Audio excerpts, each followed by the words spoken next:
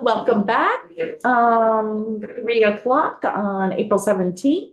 And we have more people from the Green Mountain Care Board. This is exciting. We get to see all these people at the Green Mountain Care Board that we never see. So great to see you. And we have first Matthew Sutter. And we kind of moving on to the board's perspective on hospital budget sections 4 and 5. Great, thank you. Again, my name is Matthew Sutter. I'm the Deputy Director of our Health System Finance team at the Green Mountain Care Board.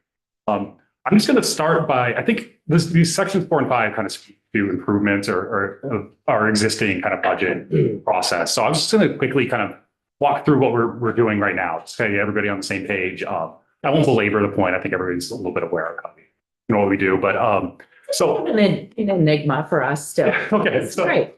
So I'll go through that and then I'll pass it over to Mark, who's going to talk through some of the specific issues in the bill. But I'm sure you've heard we regulate hospitals because they're a major contributor to our out of control costs in the state. Higher healthcare spending in one sector limits resources that could be available in another. And our healthcare system in Vermont is highly concentrated. So when you have monopoly or monopoly-like markets, regulation becomes pretty important. And so just a quick background of how we've regulated or who's regulated hospital budgets in Vermont. In 1983, Vermont established hospital budget review. In 1992, we established the Vermont Healthcare Authority was established, which merged Health Policy Council, Health Data Council, and Certificate of Need Review. So obviously before my time. And then in 1995, you had VSCOT. So it established the authority in the state to limit hospital budgets at this point 30 years ago. So Vermont is pretty advanced, I would say, relative to most, or further along than most states in the regulatory aspect. The Green Mountain Care Board was created a little bit later in 2011, or quite a bit later in 2011, and kind of broke that, split that authority off with VSCOT. So our hospital budget review, the board establishes budgets for hospitals by September 15th each year and issues orders by October 1st, which is the start of the hospital fiscal year and for all the hospitals in the state, with the exception of psychiatric hospital. But when establishing budgets, the board makes sure that they're consistent with the state's healthcare goals, which are defined in statute. And then hospitals bear the burden of persuasion in justifying their budgets given rules that the board has established. And then the board can adjust the budgets based on that information. And then there's a number of statutory purposes and charges that are outlined that we have to consider. There's a duty to regulate consistently among the hospitals, and statute provides goals that we use or outlines how we review hospital budgets. So each year we establish annual benchmarks for the system for hospitals to meet. And we do this we start developing them around January internally staffed with the idea that they need to be approved by the end of March, I think is the statutory requirement.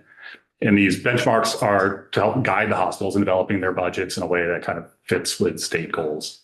For this year, we established, and typically we've had net patient revenue as one of the benchmarks. We've had in the past change in charge growth as a benchmark. We've lately switched more to commercial rate reimbursement rather than just that overall change in charge. And new this year is we're adding an operating expense benchmark to kind of get to the other side of that revenue expense equation. And so just to very quickly walk through like the timeline.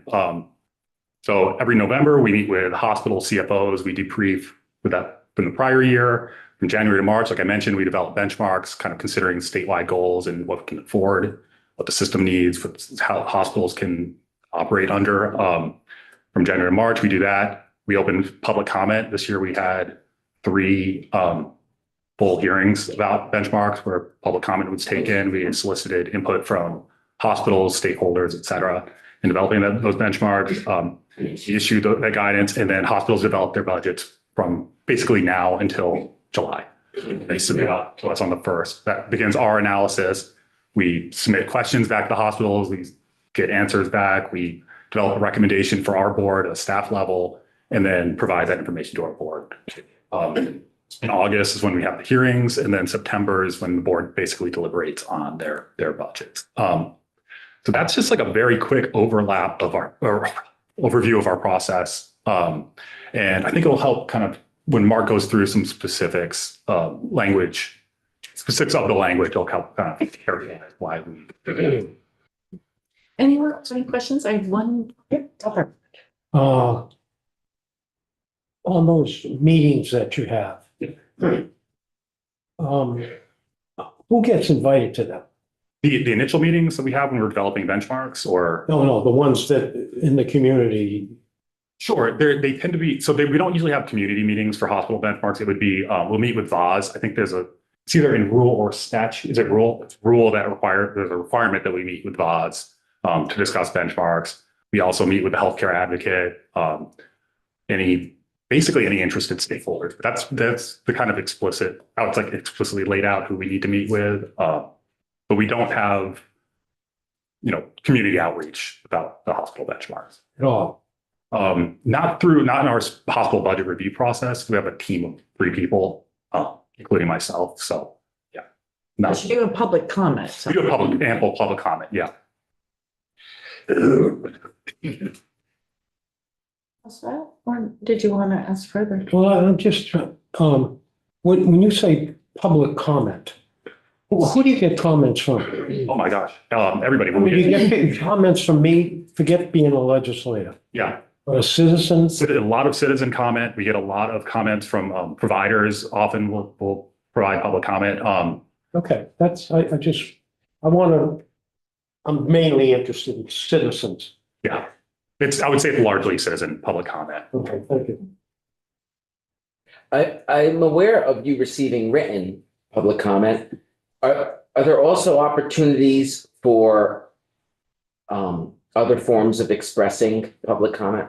Yeah, during the board meetings themselves, we always leave time for public comment. I don't think I've ever seen them limited for time either. They tend to be pretty expansive. So people could call in, listen to our board meetings, and then at the end, I'm not a lawyer, so I don't understand the exact process for like when they were opened up, but basically, yeah, the board member, Chair Foster will open up public comment and through until we're done. Do they different bodies have different authorities to run their bodies? So this isn't like, if you don't know, it's okay, but just from what you've witnessed, is there a limit to the public comment? Like, is it like 3 minutes and there's a timer like city council meetings, or is it like the chair's discretion? It would be chair's discretion. I don't think we've encountered a situation of that where we just have to cut somebody off for time, but I think there could be.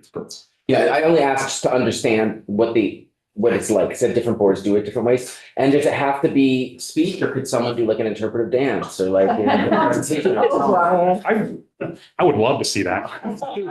You said that, and I wrote. They down, wrote me a like, note.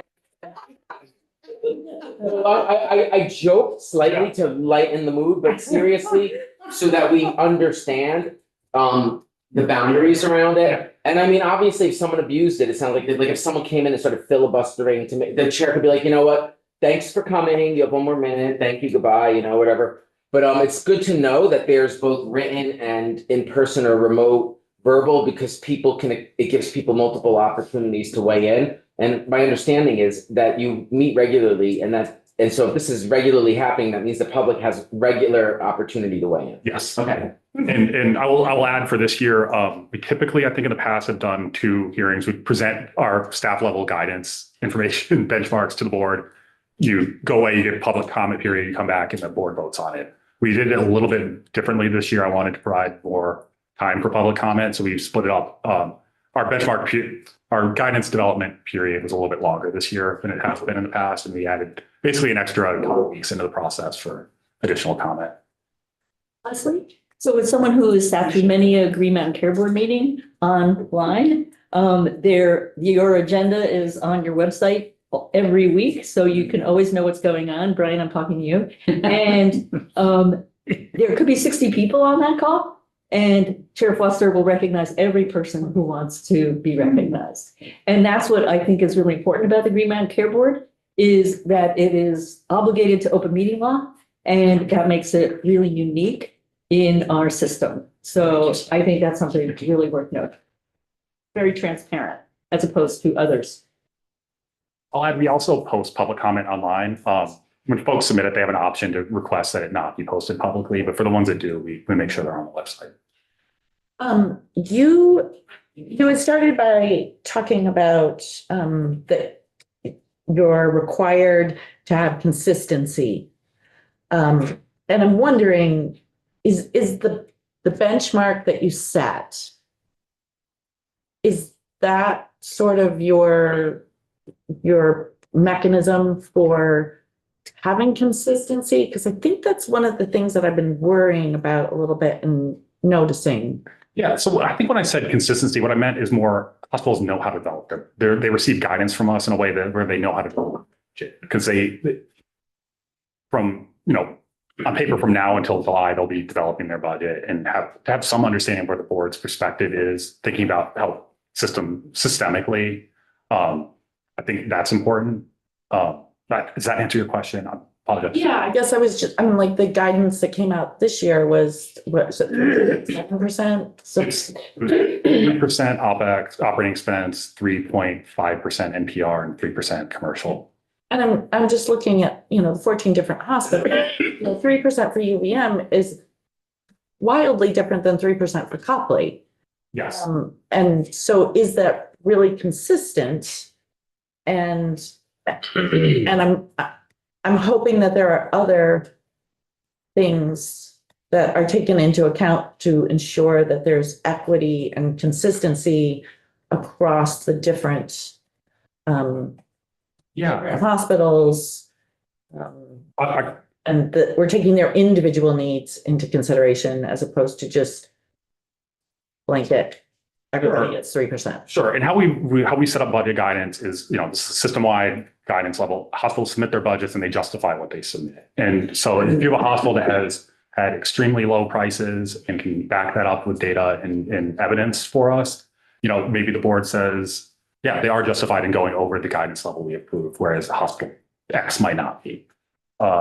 I will add, this year we did add an operating expense benchmark. If you look at the hospitals in our system, the compounding operating expense growth over the last several years, it varies wildly from like close to 9% year over year, to some that are like Rutland that are less than, I don't want to give an exact number, less than 3, right? So you're seeing different expense control in different hospitals. So when you set targets, it becomes tricky, right? Because one hospital has done a better job controlling expenses. Maybe we'd be more open to letting them grow a little bit more than another. When we're talking about operating expenses, are we talking about like the administrative expenses? Whole thing, the whole operation of the hospital, everything. Yeah. Thank you. Sorry. Yeah. Keep going. Did you have more? I think I was just trying to lay the groundwork for Mark to kind of speak to a little bit more detail about the language, but I'm happy if there's other questions, I'm happy. Any other questions? You want to come on up? Hey, good afternoon.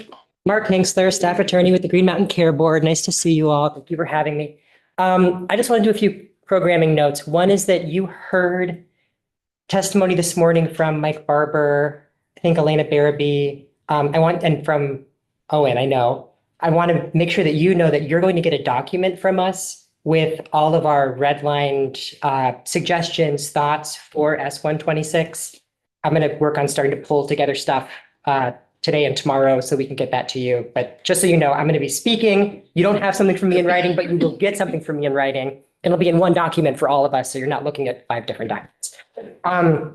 Second, I will just touch base on one element that Matt was just sharing information with you. I just want to make sure that I explain this because this confused me. I've been at the board for about a year and 2 months, so relatively new. And this confused me when I first started. And I don't know if it confuses anybody else, but I'll just explain one element of benchmarks. So yes, there's kind of this 2-step process to the budget review that the board does. Step 1 is the benchmark determination and guidance development process, which ends in March. So at the end of March, the board votes publicly on a guidance document, and that guidance document includes benchmarks for hospitals to help them prepare their budgets. Those budgets get submitted in July, and then the board is actually reviewing individual hospital budgets in the summer. And then as Matt shared, we make determinations in September and then issue orders in October. The piece I want to highlight with benchmarks is that the benchmarks themselves are designed in statute at 18 VSA 9456E. They're designed to allow the board to waive aspects of its regular review if a hospital meets those benchmarks. So the idea of the benchmarks is not to say everybody gets 3%, that's what everybody is getting. The idea is to set up some kind of objective benchmark metric so that when we get budgets in July, if these hospitals have all met the benchmark and they're under these caps that have been set, it allows the board to say, okay, we're going to spend less time on these hospitals. There are 14 hospitals. We're going to spend less time on these ones because we have a higher assurance that there's not surprising or concerning growth in certain areas. And then the board can turn its attention to the hospitals that did not meet the benchmarks. If the board thinks there's a problem over here, it can still address the problem over here. So it doesn't foreclose the board's ability to look at the hospital that has, for example, very, very, very high revenue, and the 3% means a lot more for that hospital, right? But I just wanted to distinguish that those are not like locking the board into its decision making. With that in mind, my goal is that I can walk you through sections 4 and 5 briefly. And the only thing I want to be sure that you have is an understanding of how these sections overlay over the process that we already are doing and that's been happening for a long time. I definitely want questions, and you can interrupt me with questions. And there are one or two like small items that I'm going to bring up, but by and large, like I want you to know high level, we very much support sections 4 and 5. So with that in mind, I'm going to start us on section 4, which is on page, page 8 and line 14. Section 4 regards 18 VSA 9450. And I'll just explain what this part of the statute does. So this says what hospitals need to file with the board for budget review. That's what this section is about. I think about this section as very much related to what's in section 5. Section 5 is 9456, and that section is about what the board reviews and how the board conducts budget review. I don't really understand historically why these are broken out into 2 sections, but the important thing is that what hospitals are submitting to us should flow through to what we're reviewing and how we're establishing budget. So these are very much part of the same story. The first changes on 9454 that are in S126 are on page 9, starting at line 1. So item 7 requires, this is a new requirement, requires the board to, requires hospitals to provide information about the number of employees whose duties are primarily administrative in nature, and the number of employees whose duties primarily involve delivering healthcare services.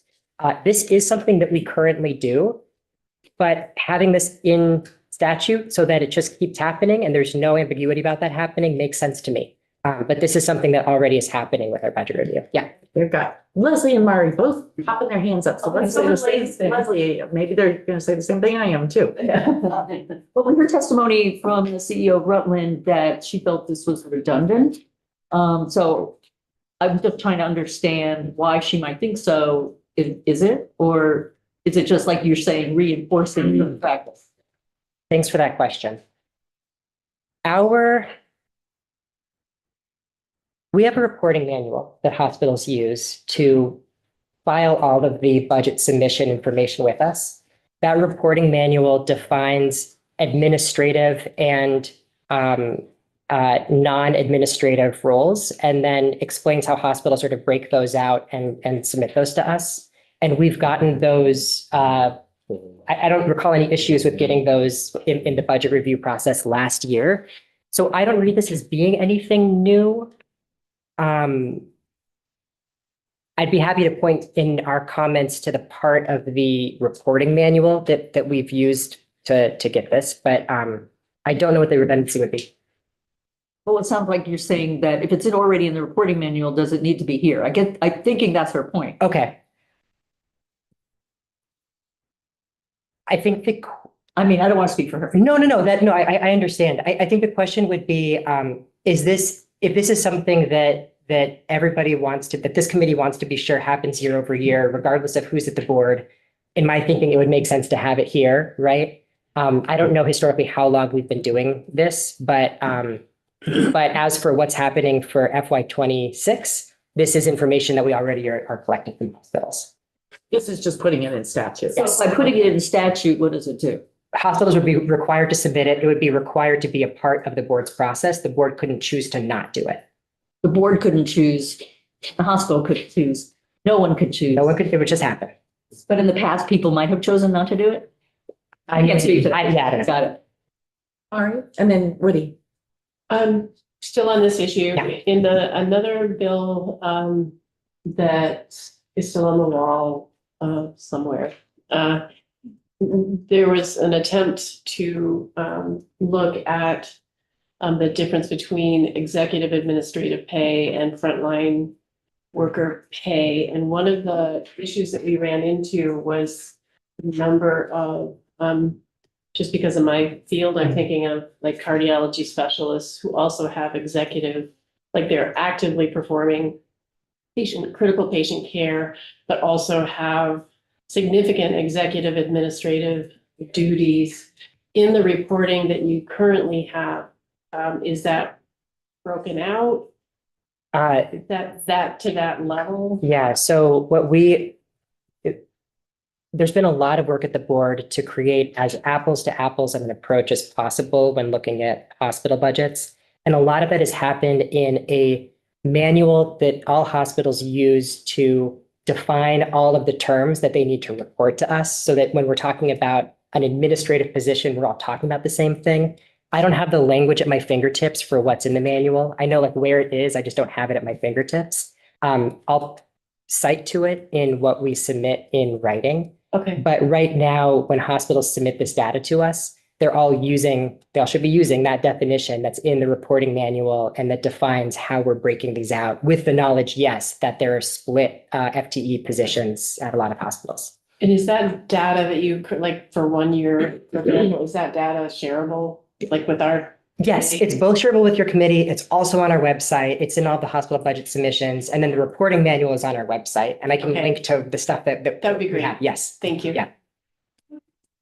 Yeah, so I'm glad you brought that up, Brett. In my notes yesterday, I have what the CEO said. He said, why report the number of employees? The bill language was too ambiguous, and she also talked about the salary information. In my own notes, for myself, all I could think of is Dodge or Doge, you know. Anyways, I'll just let you explain that. I think you already have, but it just seems too much into the weeds to me. For this piece. Yes. Um, You know what? I mean, how much information are you going to get out of the number of employees, the salary? I kind of get it with the UVM, with the CEOs, and it just, I don't know, why even have a CEO if you're going to be involved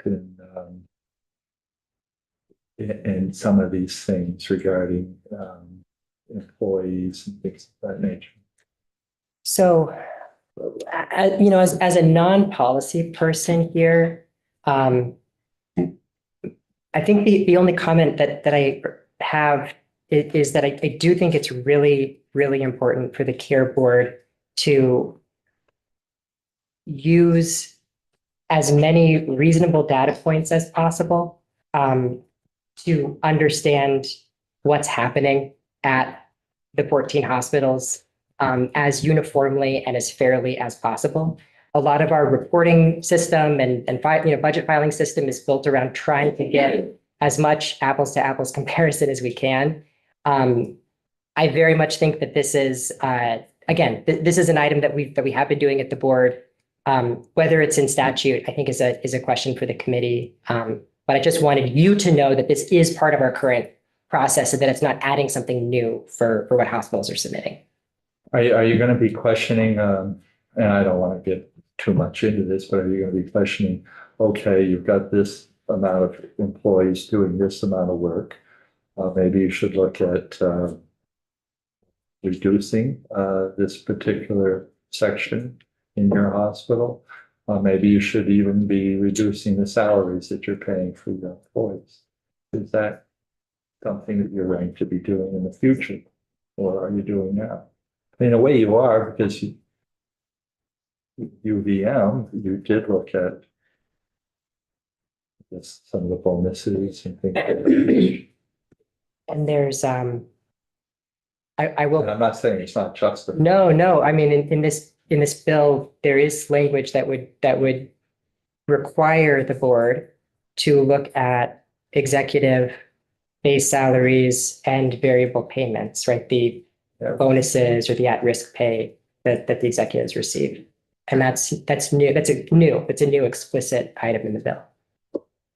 I don't know, if I was the CEO, I'd think, well, maybe you'd just like to take over the whole job as the CEO of a hospital.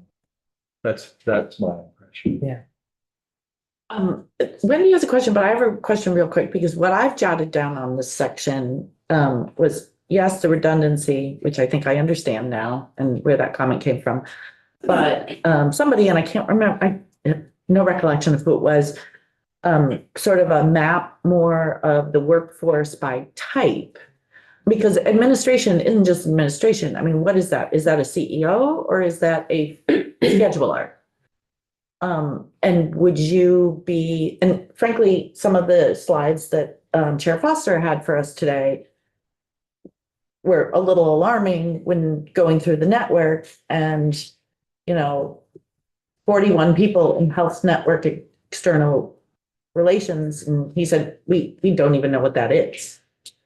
So would that be helpful if we were actually, would the information you're getting from hospitals be more meaningful and would allow you to regulate a little better if there was more of a breakdown of what some of these were? I mean, if one place has one biller for every one physician and another person has one biller to every 20 physicians, then it seems like you'd be able to gauge efficiency a little bit more. Right. This is a really good question. I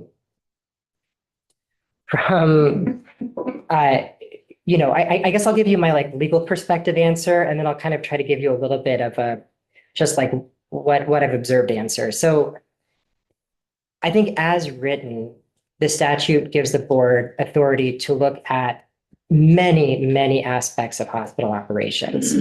And the statute also gives the board authority to establish budgets for hospitals. And the board has both done that through the more talked about elements, right? Like the net patient revenue cap or the aggregate commercial rate cap. But the board also establishes other conditions for hospitals to meet as part of the budget process. So a lot of these specific items, I don't read as conferring new authorities to the board as much as clarifying the direction that the legislature wants the board to move in. And with that in mind, I think we're all swimming in the same direction in terms of what do we want to be looking at. As for the words on the page, if you wanted changes to these words, I think there are a lot of ways that this could happen in more nuanced ways that would be fine. On a practical level, there's a very small team that is evaluating 14 hospital budgets. So what I've observed, as the attorney over in the corner, is that team is need to make a lot of decisions that are hard decisions about how do we get adequate data so we can compare hospital performance, understand what the needs are, and also not drown ourselves in all of the minutia of differences between these hospital systems. How do we do this efficiently and effectively? And I think that there are trade-offs that the team is making all the time with that. Looking at administrative as compared to non-administrative I consider that a blunt tool. right?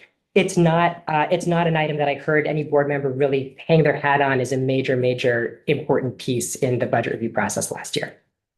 Was that your question, Wendy? It was, because I think when Chair Foster was in here, there was that one piece of data, that was the billing data, that unless you were specifying it, it wasn't gonna show up in any of this, so I get what you're saying, more data pieces are gonna, yeah, it was my fault.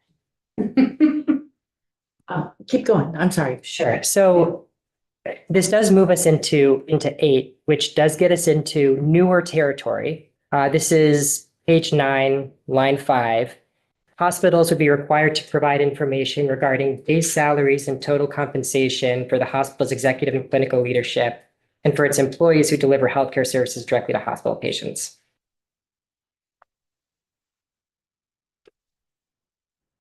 As a starting point, I'm happy to take any questions on this. I want to point out that this connects to a section that's in section 5, which requires the board to establish as part of the hospital's budget.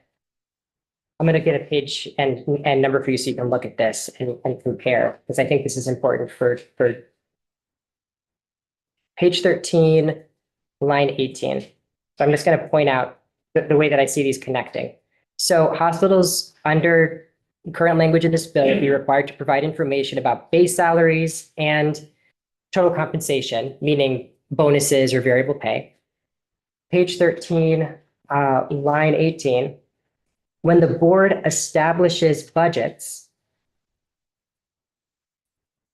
this language would require the board in the established budget to include meaningful variable payments and incentive plans for hospitals that are consistent with this section and with the principles for healthcare reform at 9371. So this is new in that the board would be evaluating the adequacy of hospital bonus payments and the goals that are tied to those bonus payments. As I read this language, those hospital goals would need to relate back to the state's goals for managing the major healthcare concerns that we have now. Just to give an example, I have not seen corporate goals for all 14 hospitals' executive leadership. I have seen some. I wouldn't be surprised if a common theme were that a high percentage of an executive's variable payment or bonus or at-risk pay, we use different words, these things. I wouldn't be surprised if a high percentage of these were tied to margin, because margin is, of course, very important for the hospital to manage its operations. I think you heard Chair Foster speak a bit earlier about some of the difficulties of just managing to margin if our goal is to reduce healthcare costs.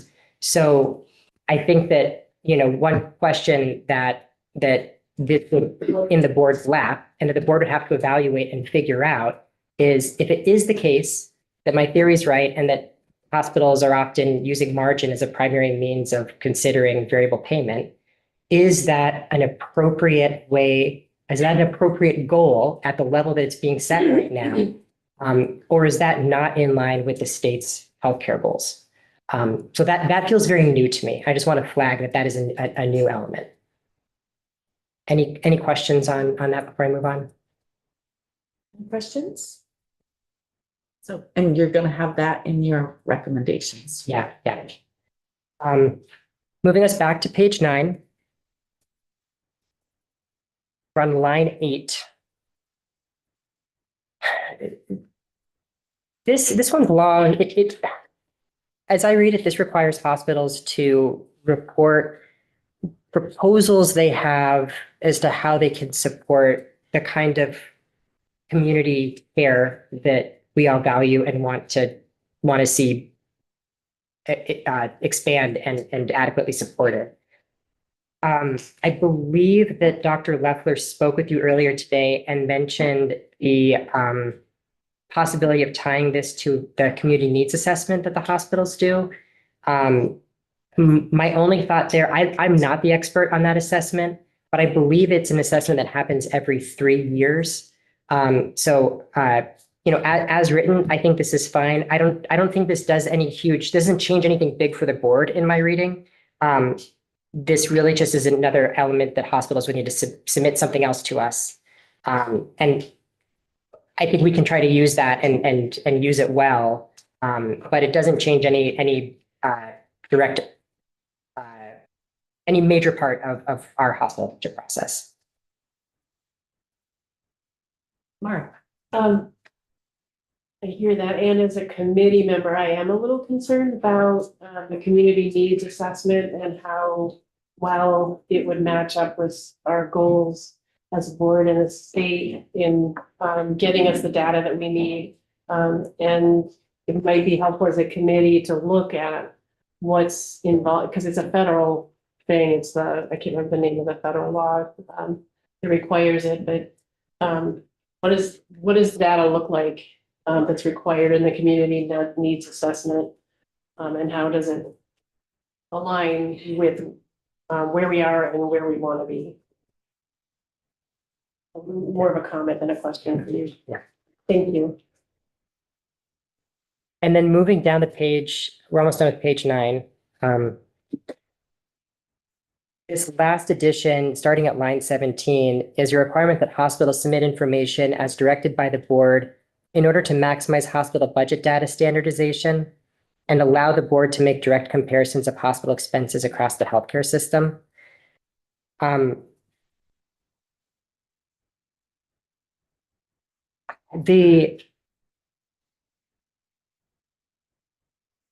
not entirely sure what this language does on its own. I think there was some discussion in the other committee about, I think this might have come from some testimony that we provided on the other side. I just want to explain what we shared. What we shared was that hospitals are submitting information to us using this reporting manual that we've developed.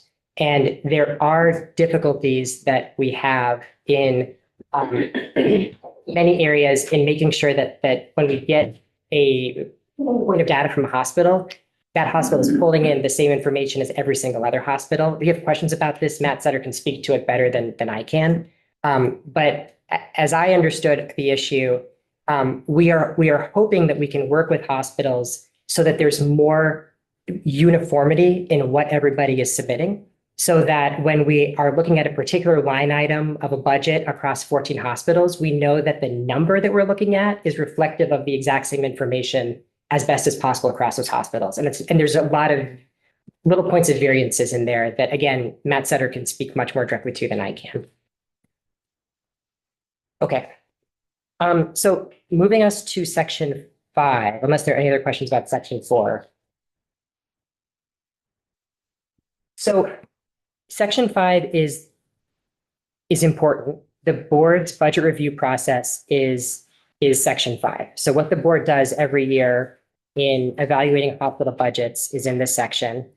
The way this section is set up is subsection A says that the board reviews hospital budgets each year. Subsection B explains all of the items that the board reviews as part of hospital budgets. So there's some new items in there, which we'll go over. And then subsection C describes what each budget established by the board must include. Then there are more subsections later in 9456, which concern lots of questions about what happens when something mid-year is not going the way that we anticipated, or if a hospital doesn't comply with its budget order, things of that nature. So these changes are to subsection B, which means these are changes to what the board would be required to review under statute. It doesn't get to choose if it does it or not, it has to do it. Item 2 is new.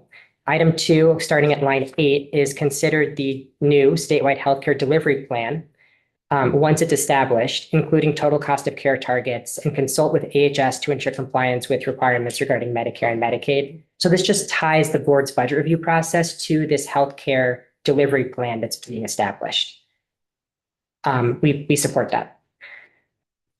Leslie? So the total cost of care is a Medicare metric? Because I'm net patient revenue, total cost of care, there's been question whether net patient revenue is the right metric. How does it fit together? I'm sorry. Thank you for that question. I would love to get to that. Could we get that at the top of page 11? Sure. Because it'll tie into part of a later section of the bill that I just wanted to make sure that you're aware of. Item 6, so this is line 18 of page 10. New item of review for a hospital that operates within a network, review the hospital network's financial operations as they relate to the budget of the individual hospital. This is in relation to what Chair Foster shared with you earlier today. Okay, getting to this question about what is the total cost of care target.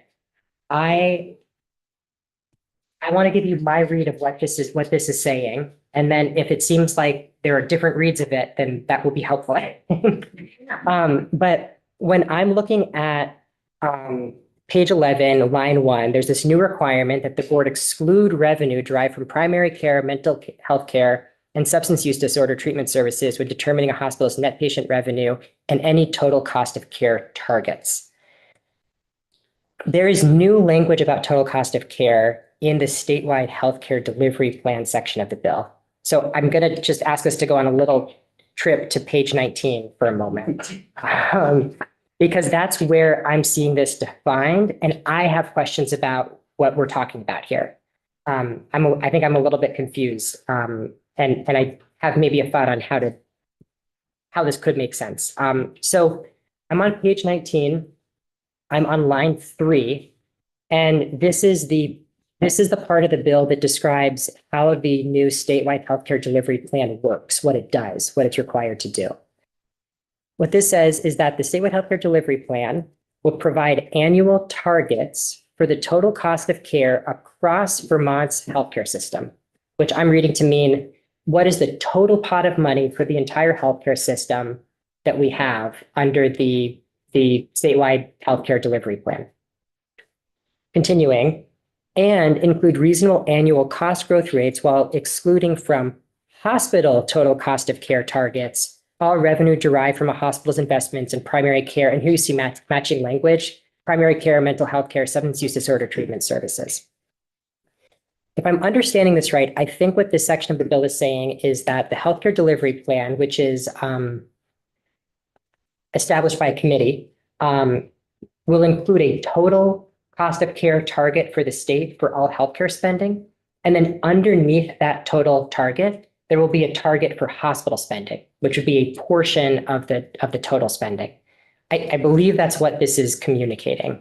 And then to take us back to section 5, I believe what item 7 is saying is that when the board is looking at hospital budgets, it needs to exclude any hospital revenue that's derived from providing primary care services, mental health care services, substance use disorder treatment services. I get a little bit confused by this because it seems like we're setting a hospital target and then we're taking primary care services provided by hospitals out of that target.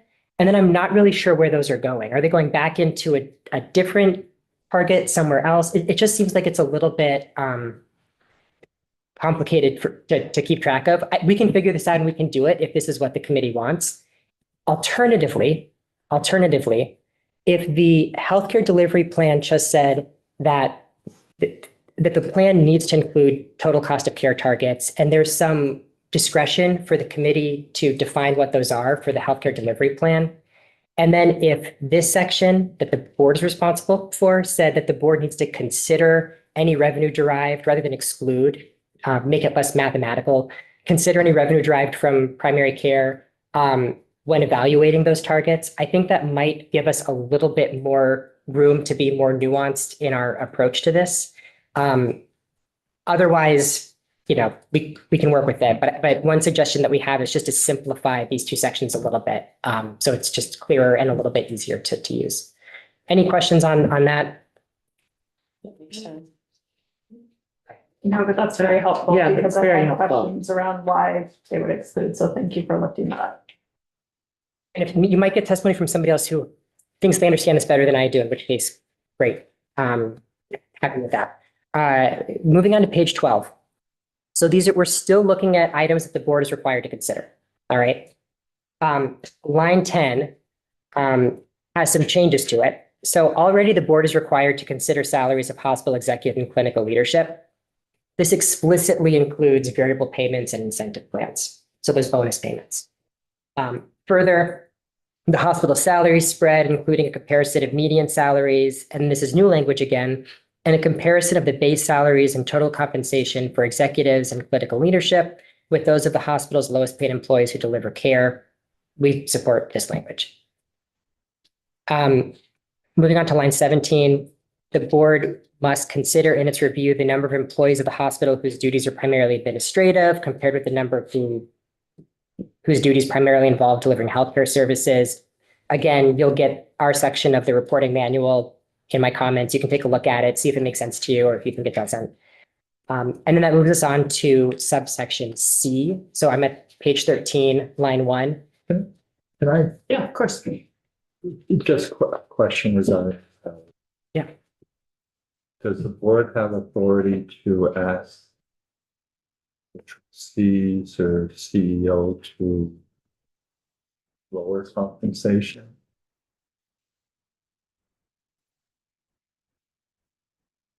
The lower compensation, From what they were granted? right?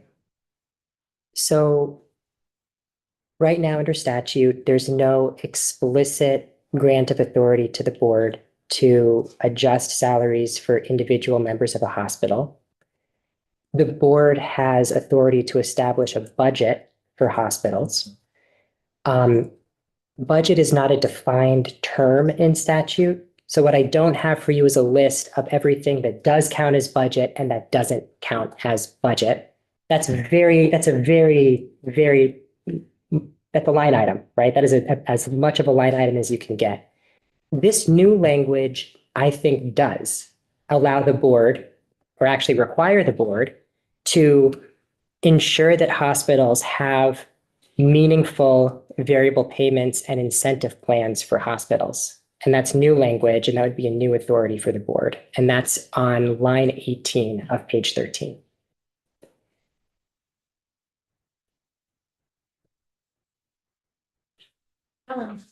Listen to all this. I just have maybe a fear, maybe a concern.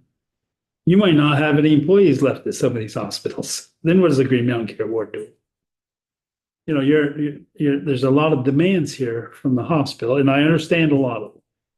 But when you start getting into the lowest paid employees and everything else, that's a, you know, I don't know if that's good for the hospital. I think in some cases, public opinion Public, plays yeah. a big role in what a CEO will be compensated. I think we saw some pushback with UVM.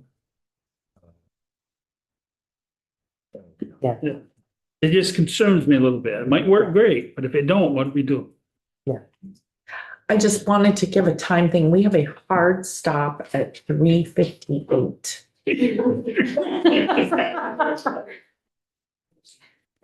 Oh, go ahead. Forget that question. It's a good question. I will move on. The only other major changes to what each budget must include in it in this section are the requirement that it reflect reference-based prices established by the board. That makes sense to me. We should see budgets that reflect reference-based prices when we have them. And that the budgets be consistent with the statewide healthcare delivery plan. Yes. So we are close to done.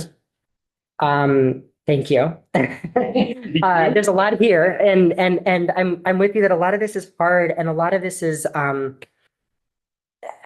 how do you balance these interests? And I just want to acknowledge how difficult of a decision that is, and how much of it is not my decision but your decision. And I don't envy you in that process. The item that I want to flag on page 14, starting at line 4, is that we have this language about hospital budgets, global budgets. I think you heard testimony earlier today about global payments, which might be more what we're talking about here. But just wanted to flag that if there's a change that's made in section 2 or 3 about this, we want to see that change carried through in section 5 so that they match. The last part of what we're looking at in section 5 is a new process. This is not something that has existed before. And this is a process for hospitals communicating to stakeholders, including the board, when they plan to reduce or eliminate services to comply with a budget that's been established. And without walking through all of the language in here in detail, what's effectively here is that if a hospital plans on reducing or eliminating a service, it's required to provide 90 days notice to the board, to AHS, the HCA, to this body, and the board has the authority, the discretionary authority, to evaluate the reduction or elimination that's been proposed and make a determination, modify the hospital's budget if it deems that the hospital's proposed action is not in line with the state's goals. The only thing I think I want to share from personal experience on this is, we set budgets this last year. I spent a lot of time on those budgets. I spent a lot of time on those budget orders. I felt like our budget orders were, I'm going to be specific to the network hospitals.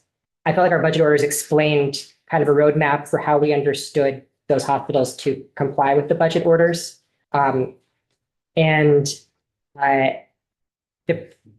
Our experience at the board when the network decided to cut services was trying to chase after a car that was already far moving. So I was working with Matt Sutter and others, quickly trying to gather together questions that we could ask the hospital to understand why inpatient psych had been cut, why primary care had been cut, why dialysis was proposed to be cut. We didn't understand the decision-making. We were scrambling to do it. And it was not something that I personally felt caught off guard and not able to adequately evaluate quickly how the decision was made, where it came from. So when I look at this, what I see is time for our staff at the board to understand decisions that hospitals think they need to make. Those decisions very well could be very reasonable and very necessary, but time for us to understand what those decisions are and evaluate them and talk with the hospitals and figure out what's going on. And that's not something we were afforded this last year, which was very difficult. So for that reason, that is a section that we support. Did you hear the Dr. Leffler's testimony on that section? Yes. Would you support some clarifying? I guess it would depend on the language, but if there was, I'm being exaggerating a little bit, but one specialty service that had one provider that decided to move to Minnesota, and so they would have to shut that service down. It couldn't give you 90 days. Would you support language that would somehow deal with that situation? Yes. So we also don't have staffing to evaluate every single one of these, right? So we need some flexibility, I think, on both sides for this, and we'd be happy to look at any proposed language. If we have comments on it, we'd provide comments. Yeah. Okay. Thank you. Thank you. Oh, time to spare, 3 minutes.